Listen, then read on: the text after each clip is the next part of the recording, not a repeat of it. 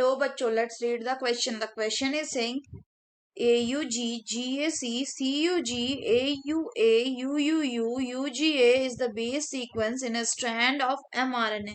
Upon translation, how many amino acid will be resulting peptide have? तो आइए देखते हैं हम इसका की कंसेप्ट. अगर हम बात करें इसके की कंसेप्ट की, तो इसका की कंसेप्ट हो जाएगा जेनेटिक कोड. तो अगर हम बात करें कि जेनेटिक कोड क्या है, then it is the relationship. ये क्या है? इट इज द रिलेशनशिप किसके किसके बीच में? Between, it is the relationship between the sequence of amino acid, the sequence of amino acid and nucleotide sequence. यानी सीक्वेंस ऑफ एमिनो एसिड किसमें? इन ए polypeptide and nucleotide sequence किसका? Of A mRNA और of A DNA. अब अगर हम question की बात करें तो क्वेश्चन में एक mRNA के स्ट्रैंड पर बेस सीक्वेंसेस दिया हुआ है कुछ इस तरह का AUG, GAC, CUG, AUA, UUU and UGA. यानी कि 3 न्यूक्लियोटाइड का क्या बना हुआ है? एक ग्रुप बना हुआ है. और ये क्या हम बोलते हैं? इसी को हम बोलते हैं जेनेटिक कोड. 3 न्यूक्लियोटाइड का एक ग्रुप बनाने, ये क्या है? ये एक कोडॉन है.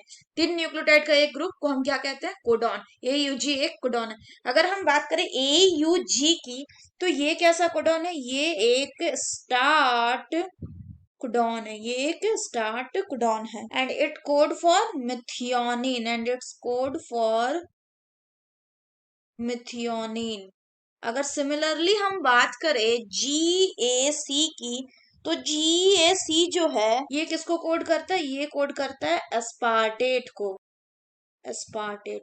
अगर हम बात करें CUG की, इट कोड फॉर ल्यूसीन. ये किसको कोड करता है? ये कोड करता है आपका ल्यूसीन को. फर्दर अगर हम बात करें AUA की, तो ये क्या है? ये एक और स्टार्ट कोडॉन है. नहीं, अगर बात करें AUA की, तो ये जो AUA है ये कोड करता है आइसोल्यूसिन को. आइसोल्यूसिन को. अगर हम बात करें UUU की, तो it code for phenyl alanine. Phenyl alanine. And अगर हम बात करें UGA की, तो ये क्या है? ये है एक स्टॉप कोडॉन.